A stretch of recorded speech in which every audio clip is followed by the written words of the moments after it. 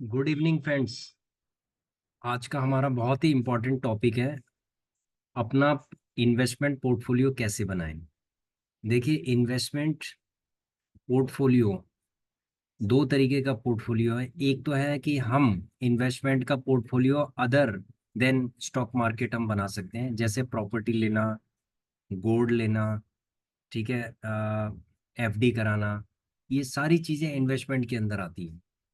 ठीक है, सारी टोटल चीजें हैं जो एसेट आप ले रहे हो उसके ऊपर इन्वेस्टमेंट करना, और भविष्य में उसका जो रेट है वो एप्रिशिएट होके आपको मिलेगा। चाहे वो प्रॉपर्टी है, चाहे वो गोल्ड है, चाहे वो सिल्वर है, चाहे वो डिजिटल गोल्ड हो, फिजिकल गोल्ड हो। इस तरीके से इन्वेस्टमेंट का एक कंप्लीट पोर्टफोलियो आप तैयार कर सकते हो। यहाँ पर हम चलते हैं स्टॉक मार्केट के अंदर। देखो, जो दूसरा आपका पोर्टफोलियो है वो पोर्टफोलियो आप अपना जैसे भी डेवलप करना है वो आप कर सकते हैं। लेकिन जो स्टॉक मार्केट का जो पोर्टफोलियो है उसको आप किस तरीके से डेवलप कर सकते हैं, किस तरीके से आप स्टार्ट कर सकते हैं अपना, अगर आपकी इनकम बहुत ही कम है, आप एक लो इनकम ग्रुप में आते हैं, तो आप अपना पोर्टफोलियो कैसे तैयार कर सकते हैं इसके अंदर।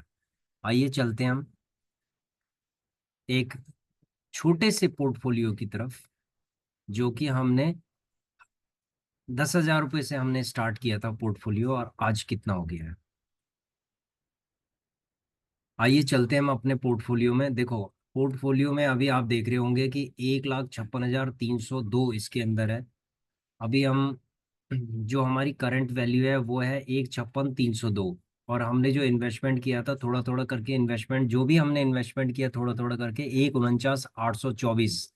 इसका मतलब है ओवरऑल जो प्रॉफिट है अभी हमें 2.5 से 3 महीने के अंदर जो प्रॉफिट हमें दिखाई दे रहा है, 4.5% के आसपास दिखाई दे रहा है, 6,478। और ये 8% भी हो गया था, 5.5 से 8% हो गया था, लेकिन 2.5% ये नीचे गिर गया।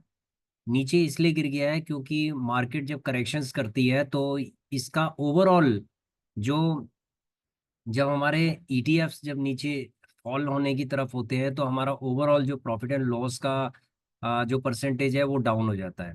ठीक है, तो कौन कौन से ईटीएफ हैं इसके अंदर। सबसे पहले हम ईटीएफ के ऊपर इन्वेस्टमेंट करते हैं। देखिए, हम ईटीएफ का पोर्टफोलियो आपको क्यों दिखा रहे हैं, क्योंकि ईटीएफ सबसे पहले, यदि आप लो इनकम ग्रुप से आते हैं तो सबसे पहले आपको स्टार्ट जो करना है वो ईटीएफ से करना है। ईटीएफ से स्टार्ट करना है, और थोड़ा थोड़ा करके स्टार्ट करना है। जैसे सपोज हमने जो स्टार्ट किया था अल्फा ऑटो आई ईटीएफ, इस तरीके के 22 हमने, 18 4 22, 22 हमने, ऑल 22 हमने ईटीएफ लिए हुए हैं, जिसके अंदर हम क्या करते हैं, एसआईपी करते रहते हैं, थोड़ा थोड़ा इन्वेस्टमेंट करते रहते हैं। इसके अंदर जब हम थोड़ा थोड़ा करके इन्वेस्टमेंट करते रहते हैं तो इसमें परसेंटेज आप देखेंगे, ओवरऑल जो परसेंटेज कैलकुलेशन होती है वो यहाँ पर दिखाई देती है कि इसमें 14% का रिटर्न है आपका। अल्फा के अंदर 14% का रिटर्न है। उसके बाद ऑटो आई ईटीएफ के अंदर 7.89 यानी 8% के आसपास का रिटर्न है। उसके बाद बी एफ एस आई के अंदर है 4.33% का रिटर्न है। कंज्यूम बीस के अंदर 6% का रिटर्न है। उसके बाद सीपीएससी के अंदर 8% का रिटर्न है, जो कि 11 या 12% हो गया था, लेकिन फिर मार्केट करेक्शंस के बाद ये दोबारा से 8.5% के आसपास आ गया है। डिवॉ बीज है, डिविडेंड अपॉर्चुनिटी बीज है, इसके अंदर 5% के, 5.5% यानी 6% के आसपास रिटर्न आ रहा है इसके अंदर। गोल्ड केस के अंदर 3.5% का रिटर्न आ रहा है। उसके बाद है H D F C small 250, यानी इसके अंदर 250 स्टॉक मार्केट को ये बहुत कवर करता है, 250 स्टॉक को कवर करता है। स्मॉल स्टॉक्स को, जो स्मॉल जो स्मॉल कंपनीज हैं, उनको ये 250 कंपनियों को ये होल्ड करके रखता है। ठीक है, उसका ये बंच है। तो ये, इसका भी 4.5% के आसपास रिटर्न है। उसके बाद चलते हैं हम हेल्दी। हेल्दी के अंदर, इसके अंदर माइनस है, क्योंकि एक अच्छा खासा करेक्शंस हुआ है इसके अंदर, तो ये कम हो गया है परसेंटेज, नहीं तो ये 2% से 3% से ऊपर ही था। उसके बाद चलते हैं हम इंफ्रा आई ईटीएफ। इस ईटीएफ के अंदर 3.5%, 3.25% के आसपास का रिटर्न है। आईटी बीज इस टाइम बहुत ही अपने करेक्शंस के दौर पे चल रहा है, ठीक है। -4% का इसके अंदर है। ये आईटी बीज अभी जो इसका ट्रेंड है वो अभी कम से कम 15% के आसपास ये गिर चुका है अपने टॉप से। तो इसमें बाइंग अपॉर्चुनिटी है, लेकिन ये कितना और नीचे गिरेगा तो उसको हम अभी देख रहे हैं, तो उसके बाद फिर हम इसमें और इन्वेस्टमेंट इसके अंदर कर सकते हैं आईटीबीज के अंदर। मिड कैप है, जो मिड कैप की, स्मॉल कैप की कंपनियां जो हमने पहले बताया था कि 250 कंपनियां हैं स्मॉल कैप की, अब मिड कैप की जो कंपनियां हैं इसके अंदर हमारा 9.2% यानी 9.5% का इसमें रिटर्न आ रहा है। उसके बाद है मॉम 30 IETF है, इसके अंदर हमारा 10% के आसपास का रिटर्न है। मोमेंटम के अंदर हमारा 11% का रिटर्न है। उसके बाद है मोमेंटम के अंदर हमारा 12%, 12.5% से 13% के आसपास का रिटर्न है। उसके बाद है मोन I 50 यानी कि 500 कंपनियां, ये पूरे स्टॉक मार्केट को कवर करता है। मोन I 50 500, ये 500 कंपनीज को होल्ड करके रखता है। इसमें हमारा जो परसेंटेज है वो 3.5% है। उसके बाद है निफ्टी क्वालिटी, इसके अंदर हमने सिर्फ एक क्वांटिटी लिया हुआ था, 9% के आसपास है। इसकी लिक्विडिटी थोड़ा हमें कम लगी, इसीलिए हमने अभी इसमें हमने इन्वेस्टमेंट आगे अभी की नहीं है, लेकिन ये भी 9% से ऊपर का रिटर्न दे रहा है। उसके बाद है फार्मा बीज। देखो, फार्मा बीज और हेल्दी, ये दो जो फार्मास्यूटिकल्स की जो कंपनियां हैं, ये इन्होंने बहुत बड़ा करेक्शन किया है अभी, और करेक्शन करने के बाद ये माइनस में है। तो इसीलिए इनके ऊपर हम इन्वेस्टमेंट करेंगे, थोड़ा थोड़ा करके इन्वेस्टमेंट करते जाएंगे। PSU बैंक बीज है जो कि 1.5% का रिटर्न दे रहा है, ठीक है। ये अभी जस्ट हमने लिया है तो इसलिए अभी अम, ये अभी बराबर पे चल रहा है। टाटा गोल्ड का है, 3% का रिटर्न दिया है इसने, टाटा गोल्ड ने। उसके बाद टाटा सिल्वर ने अच्छा खासा रिटर्न दिया है, बहुत अच्छा रिटर्न दिया है, इसके अंदर माना जाएगा 22% का रिटर्न दिया है। उसके बाद है TNID ETF है। ये डिजिटल स्टॉक्स हैं, ये डिजिटल कंपनीज हैं टाटा की, उसका स्टॉक्स है। तो ये भी डाउनफॉल पे अभी चल रहा है, ठीक है। तो कुछ कंपनियां ऐसी हैं कि जो डाउनफॉल पे चल रही हैं, 4 कंपनियां जो करेक्शंस, देखो अगर हमारा पोर्टफोलियो लंबा चौड़ा होता है ना, अच्छा खासा पोर्टफोलियो होता है, तो हमें किसी भी चीज़ की दिक्कत नहीं होती है, क्योंकि सारे सेक्टर को ये जो 22 ETF हैं वो कवर कर रहे हैं। और हमने इन्वेस्टमेंट 15 साल के लिए करना है। आप ये समझ लीजिए कि हमने 15 ईयर्स के लिए इन्वेस्टमेंट करना है। 15 ईयर्स के अंदर ये कितना रिटर्न देंगे आपको, जो हमने कैलकुलेशंस की है। अगर आपका 2 लाख का इन्वेस्टमेंट होता है इसके अंदर, या 10 लाख का इन्वेस्टमेंट होता है, अगले 5 साल के अंदर अगर आपने 10 लाख का इसमें इन्वेस्टमेंट किया है, 10 लाख का इन्वेस्टमेंट किया है, तो ये 5 गुना आपको रिटर्न दे सकता है, 5 टाइम्स आपको रिटर्न दे सकता है। यानी कि आपका जो 10 लाख का पोर्टफोलियो है वो 15 साल में जाके 50 लाख भी हो सकता है, ठीक है। That is the prediction, 5 times आपको रिटर्न दे सकता है। नहीं तो आपको इसको होल्ड करके और फर्दर आप इसको होल्ड कर सकते हैं, नॉट फॉर सेल कैटेगरी के अंदर आप डाल सकते हैं इसको। और जब जब आपको मान लीजिए कि कोई ऐसा ETF है जिसने आपको 500% का रिटर्न दे दिया है, 300% का रिटर्न दे दिया है, तो आप क्या कर सकते हैं कि 200% अपना ये जो भी आपने 100% का जो आपका जो इन्वेस्टमेंट अमाउंट होगा आप उसको विड्रॉ कर सकते हैं, उसके बाद उसको हमेशा के लिए आप छोड़ सकते हैं, ठीक है। That is the strategy to make your portfolio. Portfolio में क्या होता है कि जब हम धीरे धीरे करके इन्वेस्टमेंट करते हैं तो उसमें ग्रोथ होती जाती है। ये ग्रोथ आपको दिख रही है, नहीं दिख रही है, कम से कम 3-4 महीने की जो ग्रोथ है वो आपको दिख रही है। अगर ये 1 साल हो जाएगा तो ये लगभग आपका ये कम से कम जो है, अगर 4.5% के आसपास है तो कम से कम 15 से 20% आपको दिखाई देगा। ये 1 साल की अगर हम बात करें तो ये कम से कम 15% से 20% के आसपास आपको दिखाई देता है, अगर हम इसमें इसको ऐसे ही छोड़ देते हैं। और अगर आप इसके अंदर री इन्वेस्टमेंट करते जाएंगे तो इसकी जो इसकी वैल्यू है ये भी बढ़ेगी, और इसकी करंट वैल्यू भी बढ़ेगी, और उसके बाद आपका ये परसेंटेज भी बढ़ेगा। ठीक है। तो ये हो गया हमारा ईटीएफ के अंदर हम कैसे अपना पोर्टफोलियो तैयार करते हैं। सबसे पहले सिलेक्शन ऑफ ईटीएफ्स।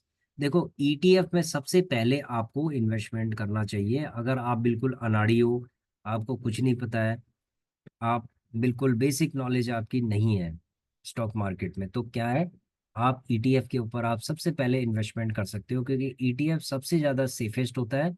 और जिन लोगों को बिल्कुल भी नॉलेज नहीं है, वो लोग ईटीएफ के अंदर अपना पोर्टफोलियो बना सकते हैं। जैसे एफडी है, तो आपको पता नहीं है कि एफडी का एक फिक्स डिपॉजिट आपने कर दिया, उसके बाद आपको पता नहीं है कि बैंक कौन कौन से किन किन होल्डिंग्स के अंदर अपना पैसा डाल रहा है, कहाँ डाल रहा है, क्या कर रहा है, ब्याज बढ़ा रहा है, ब्याज घटा रहा है। तो इसका आपको कोई भी चिंता नहीं होती है। आप एफडी का क्या लेते हो, क्वार्टरली, मंथली, ईयरली, उसका जो इंटरेस्ट होता है वो आप लेते रहते हो। सिमिलरली क्या है ईटीएफ के अंदर, ईटीएफ के अंदर क्या होता है कि आपको सिंपल एक स्ट्रेटेजी पे फॉलो करना पड़ता है कि आपको थोड़ा थोड़ा करके आपको इन्वेस्टमेंट करना पड़ता है। और जो एवरी फॉल, यानी कि जब भी किसी ईटीएफ के अंदर आपको लगता है कि ये 3% का फॉल हो गया, 5% का फॉल हो गया, फिर आपको वही इन्वेस्टमेंट, उतनी इन्वेस्टमेंट आपको करनी पड़ती है, यानी एवरी फॉल में आप इन्वेस्टमेंट करते हैं। और जब ये आपका 12%, 15% का जब ये आपको रिटर्न देना स्टार्ट कर देता है, तो आपको उस केस में भी आपको थोड़ा थोड़ा करके एसआईपी करना पड़ता है। जैसे सपोज मान लीजिए कि मो मोमेंटम है, आपको दिखाई दे रहा होगा मो मोमेंटम। मो मोमेंटम 12%, 13% का लगभग रिटर्न दे रहा है। और हमारे पास 80 की क्वांटिटी है, तो अगर मान लीजिए कि हमें अगर इसको लेना है तो हम कितना लेंगे एसआईपी में, बताइए कितना लेना चाहिए हमें। देखो हमें लेना चाहिए 5 क्वांटिटी, 5 से 10 क्वांटिटी सिर्फ लेनी है। लेकिन कंडीशन ये है कि जो हमारा PNL यानी डेली वाला है, ये परसेंटेज हमारा 2% गिरा हो। अगर ये 1% गिरता है तो हमें 5 लेना है। अगर ये 2 से ऊपर परसेंटेज गिर जाता है, जैसे 3% गिर जाता है, 4% गिर जाता है, तो हमें 10 क्वांटिटी लेनी है। ठीक है। तो हमें ये ओवरऑल जो PNL है, जो परसेंटेज है, इसको आप नहीं देखिए, आपको देखना है कि डेली PNL हमारा कितना गिरा है। ठीक है। एक ये चीज है। दूसरी, ठीक है, पोर्टफोलियो को डेवलप करने के लिए जो स्ट्रेटेजी है वो हम आपको बता रहे हैं। उसके बाद हमें इसका चार्ट देखना है। जैसे मो मोमेंटम का हम चार्ट देखना चाहते हैं, तो सबसे पहले हमें इसका चार्ट देखना है। चलो इसके चार्ट में चलते हैं, मो मोमेंटम के चार्ट से समझते हैं कि हमें मो मोमेंटम के अंदर कैसे इन्वेस्टमेंट करना चाहिए। फ्रेंड्स आपको इसका चार्ट दिखाई दे रहा होगा। ठीक है, आपको इसका चार्ट, मो मोमेंटम का चार्ट दिखाई दे रहा है।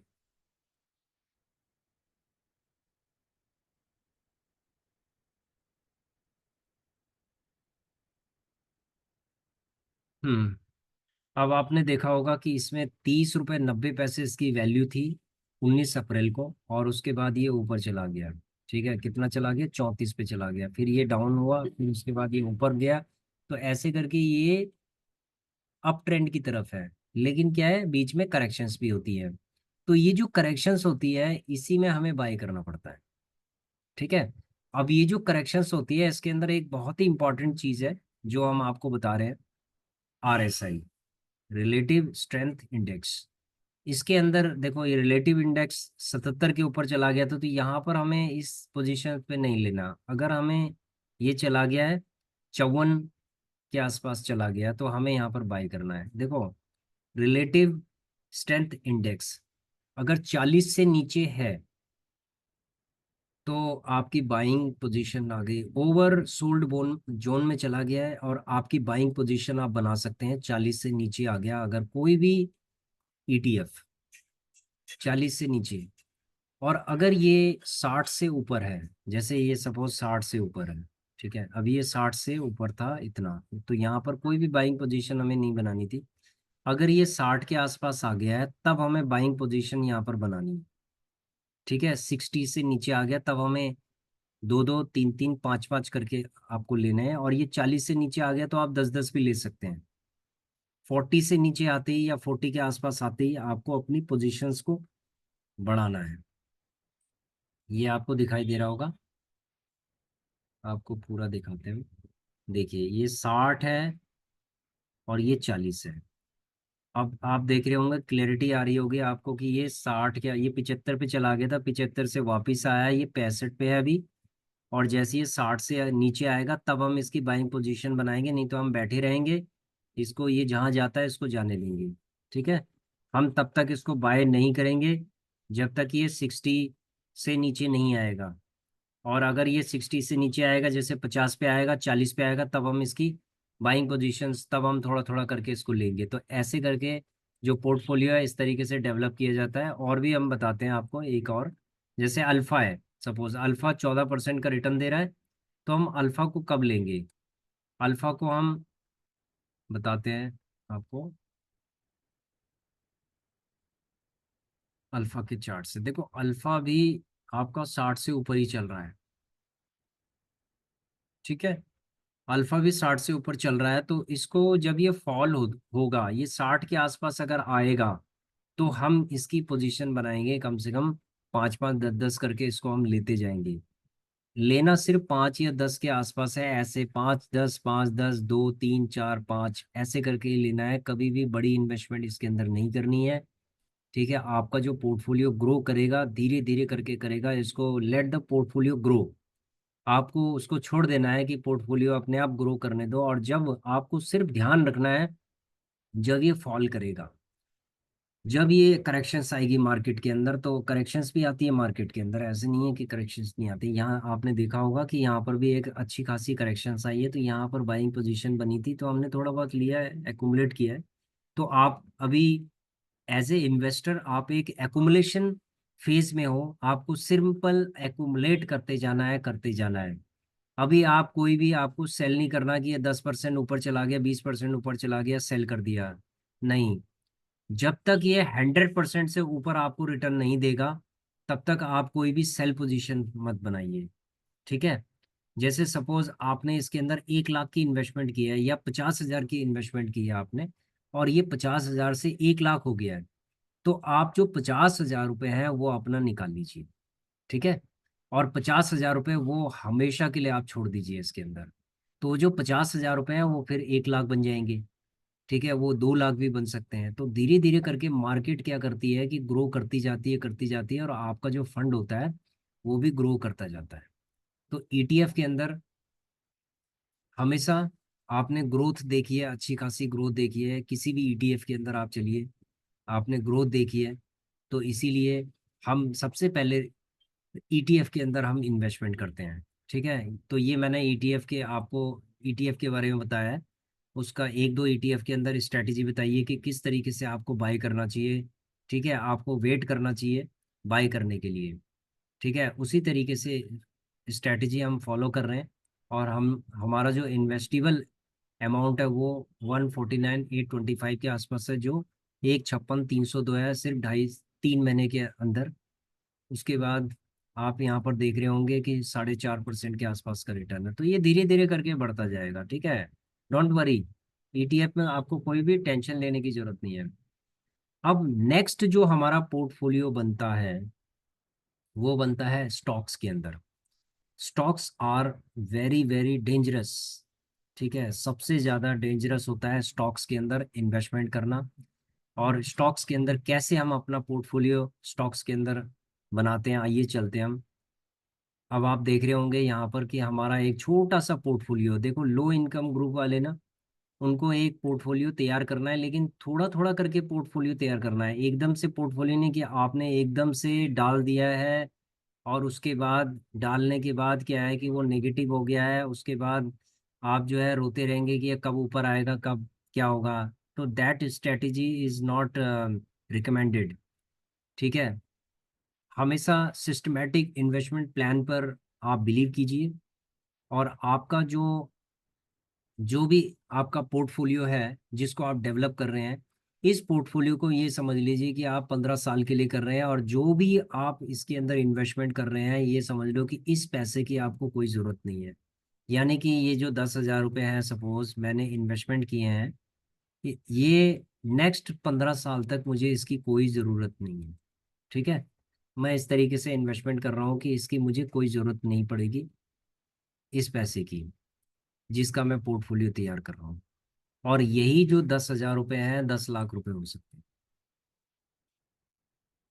यही 10,000 रुपये आपका अपग्रेड हो सकते हैं, अच्छे खासे हो सकते हैं। अब आइए चलते हैं अब हम कि हमने कौन कौन से स्टॉक्स अपने पोर्टफोलियो के अंदर रखे हैं। देखो, पोर्टफोलियो हमेशा एक डाइवर्सिफाइड होना चाहिए, अलग अलग टाइप के स्टॉक्स होने चाहिए। लेकिन सबसे पहले हम हमारी जो वीडियोस हैं आप उनको देखिए कि हम किसी स्टॉक के अंदर अगर इन्वेस्टमेंट कर रहे हैं तो क्यों कर रहे हैं। उसका फंडामेंटल सबसे पहले हमें समझना पड़ता है कि इसका फंडामेंटल क्या है। देखो, आप कहीं भी पैसा लगा रहे हो, आपको पता होना चाहिए कि ये कंपनी कर क्या रही है, इस कंपनी का पोर्टफोलियो क्या है। अपना पोर्टफोलियो डेवलप करने के लिए पहले उसका पोर्टफोलियो तो चेक करोगे, या आंख बंद करके आप अपना पोर्टफोलियो डेवलप करना स्टार्ट कर दोगे। जो लोग आंख बंद करके अपना पोर्टफोलियो डेवलप करते हैं किसी के कहने पे, सेल्फ एनालिसिस नहीं करते हैं, तो उनका वो हमेशा डेंजर में है। They are playing a gamble game in stock market. और स्टॉक्स बहुत ही ज्यादा रिस्की होता है, बहुत ही ज्यादा रिस्की होता है स्टॉक्स, क्योंकि स्टॉक्स के अंदर 80% तक भी गिर जाता है। इसीलिए स्टॉक में इन्वेस्टमेंट करने से पहले सेल्फ एनालिसिस जरूर कर लें, ये बहुत ही रिस्की होता है। ईटीएफ इतना रिस्की नहीं होता है जितना स्टॉक्स होते हैं। स्टॉक्स आपको करोड़पति भी बना सकते हैं, और जो आपका पैसा है ना उसको जीरो भी कर सकते हैं, आप ये समझ लीजिए। इसीलिए कोई भी स्टॉक लेने से पहले पहले उसका फ्यूचर समझ लो कि भैया इसका अगर फ्यूचर अच्छा है तो मेरे पैसों का भी फ्यूचर अच्छा है। जो मैं इन्वेस्टमेंट कर रहा हूँ मेरे फंड्स का फ्यूचर अच्छा है। तो अगर आप अपने फंड्स का फ्यूचर को अच्छा बनाना चाहते हैं भविष्य में, तो आप अच्छे स्टॉक्स का पिक कीजिए, अच्छे स्टॉक्स को पिक कीजिए आप। जैसे हमने पिक किया है बीएल को, हमने प्रेडिक्शन किया, इनके ऊपर हमने देखा, और हमने ये देखा है कि 15 साल तक अगर हम इनको होल्ड करके रखेंगे तो ये कितना हमें रिटर्न दे सकते हैं। जैसे सपोज मान लीजिए कि मैंने आ, कुछ स्टॉक्स मैंने अपने उसमें रखे हैं पोर्टफोलियो के अंदर, और ये बहुत ही छोटा पोर्टफोलियो है, ये धीरे धीरे करके आपका ग्रो होता जाएगा। जैसे बीएल है, भारत इलेक्ट्रॉनिक्स लिमिटेड है, 7 है इसके अंदर। तो हमारा जो पोर्टफोलियो अभी क्या चल रहा है, अभी पोर्टफोलियो क्या चल रहा है बीएल का, देखो बीएल का अभी माइनस चल रहा है। ठीक है, परसेंटेज जो चेंज है हमारा माइनस चल रहा है। अगर हम गोल्ड बीज की बात करें तो 39% का हमारा अच्छा खासा चल रहा है। उसके बाद हिंड जिंक का अगर हम बात करें तो सॉरी, अगर हम परसेंटेज की बात करें, प्रॉफिट पीएनएल परसेंटेज चेंज है तो -1% से भी कम है ये, जो माइनस में चल रहा है। 12 रुपये इसमें माइनस चल रहा है। This is the amount and this is the overall percentage. ठीक है, ये ओवरऑल परसेंटेज है, ये डेली परसेंटेज है। इसको आपको बाय करते समय ये चीज़ें देखनी है, लेकिन ओवरऑल आपको ये देखना है। तो यहाँ पर बीएल में जो हमने 7 क्वांटिटी ली है, इसके अंदर सिर्फ हमारा -1% से भी कम है। उसके बाद हमने गोल्ड बीज लिया था, इसमें हमारा 48% का रिटर्न है। हिंद जिंक हमने लिया था, हिंदुस्तान जिंक, इसके ऊपर हमने एक वीडियो बनाई है, आप उसको देख लीजिएगा कि किस तरीके से हिंदुस्तान जिंक के अंदर हमें इन्वेस्टमेंट करनी चाहिए। 7 क्वांटिटी हमने ली है, और हमारा 60% का रिटर्न आ रहा है ऑलमोस्ट। और इसके अंदर 1800 का रिटर्न आ रहा है जिंक के अंदर। इरेडा के अंदर हमारा अप्रोक्सीमेटली 1% का रिटर्न आ रहा है। निफ्टी 20 के अंदर हमारा 30% के आसपास का रिटर्न आ रहा है। पावर ग्रिड कॉरपोरेशन के अंदर हमारा 22% का रिटर्न आ रहा है। आरवीएनएल के अंदर हमारा 1% के आसपास रिटर्न आ रहा है। राइट्स के अंदर हमारा -1%, -1% से कम रिटर्न आ रहा है। रूरल इलेक्ट्रिफिकेशंस का हमारा -5% का रिटर्न आ रहा है, माइनस। उसके बाद है एसजीवीएन के अंदर हमारा कितना आ रहा है परसेंटेज, 2-3% के आसपास रिटर्न आ रहा है। तो अब आप देखेंगे कि इसके अंदर जो स्टॉक्स हैं ये 60-60% भी नीचे गिर जाते हैं। ठीक है, इसीलिए आपको ये जो क्वांटिटी है, इस क्वांटिटी को एकदम से नहीं लेना कि आपने सीधे इसके अंदर 100 ले लिया और शांत बैठे हो। इसके अंदर 100 ले लिया है, इसके अंदर 100 ले लिया। सपोज मैं इसके अंदर अगर मान लीजिए कि आरईसीटी लिमिटेड है, मैं इसके अंदर 100 ले लेता, तो माइनस 100 का मतलब कितना हो गया, आप समझ सकते हैं कि 5,41,000 के आसपास हो गया। तो अगर इसका मान लीजिए 10% भी नीचे गिर जाएगा तो कितना होगा, 50,000 माइनस दिखाएगा मेरा इसमें पोर्टफोलियो के अंदर। और आप वैसे ही घबरा जाओगे कि 50,000 देख के कि 5 लाख में 50,000 आपका माइनस हो गया। तो इसीलिए आपको डाइवर्सिफाइड पोर्टफोलियो तैयार करना है, और दो दो तीन तीन क्वांटिटी लेनी है। जब ये 10% माइनस हो जाएगा तो उसके बाद फिर मेरा क्या है, एक क्वांटिटी और बढ़ जाएगी इसके अंदर। जब ये 5% और कम होगा तो मेरी एक क्वांटिटी और बढ़ जाएगी इसके अंदर। तो जितना जो जो गिरता जाएगा उतना हम इसको उठाते जाएंगे। उसका कारण ये है कि ये गवर्नमेंट ऑफ इंडिया अंडरटेकिंग के, पब्लिक सेक्टर अंडरटेकिंग के स्टॉक्स हैं। RECT लिमिटेड है, ये भी गवर्नमेंट ऑफ इंडिया का है, ये भी गवर्नमेंट ऑफ इंडिया का है, ये भी गवर्नमेंट ऑफ इंडिया का है, ये भी गवर्नमेंट ऑफ इंडिया का है, अंडरटेकिंग है। उसके बाद है इरेडा भी है, हिंदुस्तान जिंक है, उसके बाद है BL है। तो टोटल हमारे जितने भी स्टॉक्स हैं वो सारे के सारे हमारे पब्लिक सेक्टर अंडरटेकिंग है, लेकिन अलग अलग ये सेक्टर्स के हैं। ठीक है। तो आपको सबसे पहले सेक्टर्स को चेक करना है कि कौन सा सेक्टर सबसे अच्छा है, और गवर्नमेंट के स्टॉक्स को पहले पकड़ने की कोशिश करो, ताकि वो आपको नीचे जाए तो उसको बाय करो, और अगर ये ऊपर जाएगा तो आप उसको छोड़ दीजिए। ठीक है। और आपको डिविडेंड भी मिलेगा इसका। जैसे फॉर एग्जांपल ये 5 स्टॉक मेरे पास थे, इसने 10 रुपए पर स्टॉक का डिविडेंड दिया था, तो 50 रुपए हमारे उसमें खाते में आ गए डिविडेंड। तो ये डिविडेंड देने वाले स्टॉक भी हैं। BL आपको डिविडेंड देता है, हिंदुस्तान जिंक डिविडेंड देता है, इरेडा दे सकता है, देगा आपको। उसके बाद पावर ग्रिड देता है डिविडेंड, RVNL देता है, राइट्स देता है, RCCTD देता है। SGVN आप खुद चेक कीजिएगा SGVN के बारे में कि ये देता है या नहीं देता। ठीक है। तो ये जो पोर्टफोलियो है हमारा, बहुत जल्दी ये डबल हो सकता है। स्टॉक्स एक ऐसी चीज है जो 1 साल के अंदर आपको 100% का रिटर्न दे देंगे आपको।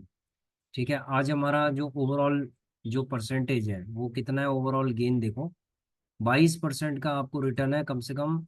5 महीने के अंदर ये 22% का आपको रिटर्न दे रहा है, 5 मंथ्स के अंदर 22% का रिटर्न दे रहा है। तो ये 1 साल के अंदर ये आपको अगर 50% का भी रिटर्न देता है ओवरऑल, तो मेरे हिसाब से तो बहुत अच्छा है। अगर 50% आपको साल भर का रिटर्न अगर दे रहे हैं, लेकिन इसको बाय सेल नहीं करना। ठीक है। अगर आप पोर्टफोलियो को रीबैलेंस करना चाहते हैं तो आप रीबैलेंस भी कर सकते हैं। जैसे सपोज मान लीजिए कि आपको लग रहा है कि आपकी इन्वेस्टमेंट हो गई है, 10 लाख की इन्वेस्टमेंट हो गई है इसके अंदर, स्टॉक्स के अंदर धीरे धीरे करके 2-3 साल के अंदर 10 लाख की इन्वेस्टमेंट हो गई है, और 10 लाख आपका 20 लाख बन गया है। तो आपको करना क्या है, आपको उसको रीबैलेंस भी कर सकते हैं कि जो आपके डबल हो गए, 3 गुना हो गए स्टॉक्स, उसमें आप अपने फंड को, पोर्टफोलियो में से अपने फंड को, यानी जैसे सपोज मान लीजिए कि BL है, BL में आपने इन्वेस्टमेंट किया 50,000 का और ये 1 लाख हो गया। अब आप क्या करेंगे, 50,000 अपने निकाल लेंगे, और उसके बाद आप उन 50,000 को आप कहाँ इन्वेस्टमेंट करेंगे, आप 50,000 को इन्वेस्टमेंट करेंगे उसके अंदर किसी दूसरे स्टॉक्स के सेक्टर के अंदर। ठीक है। उसको रीबैलेंस करेंगे, आप बैलेंस करना पड़ेगा इसको।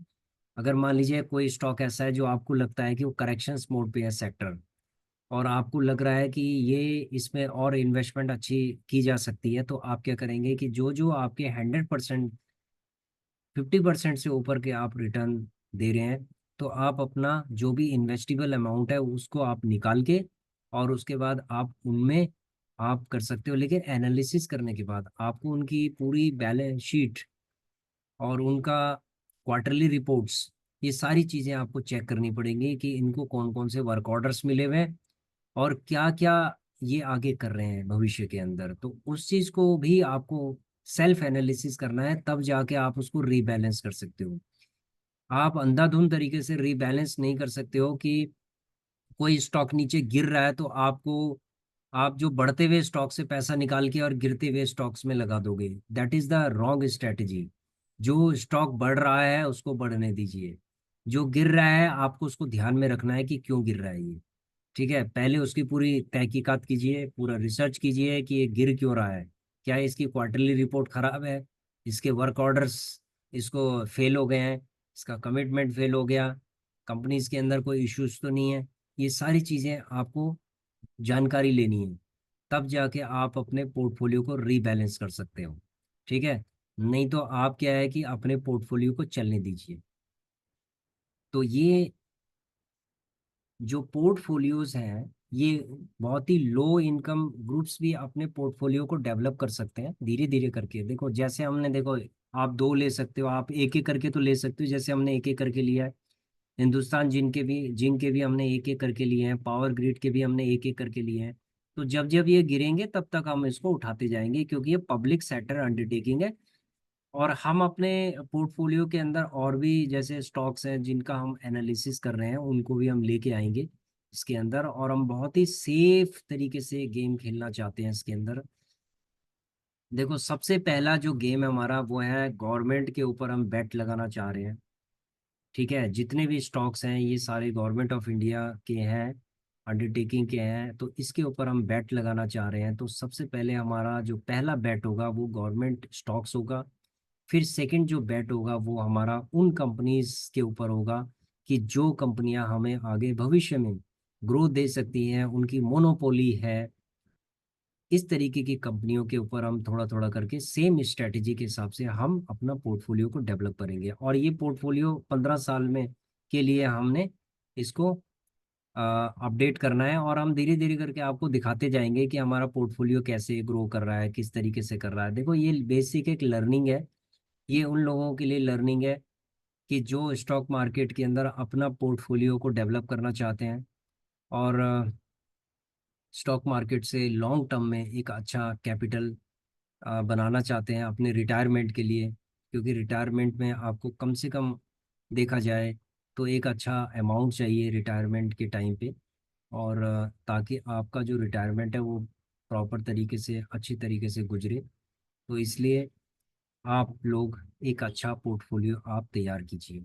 ठीक है, thank you very much, thanks for watching our video. Thank you.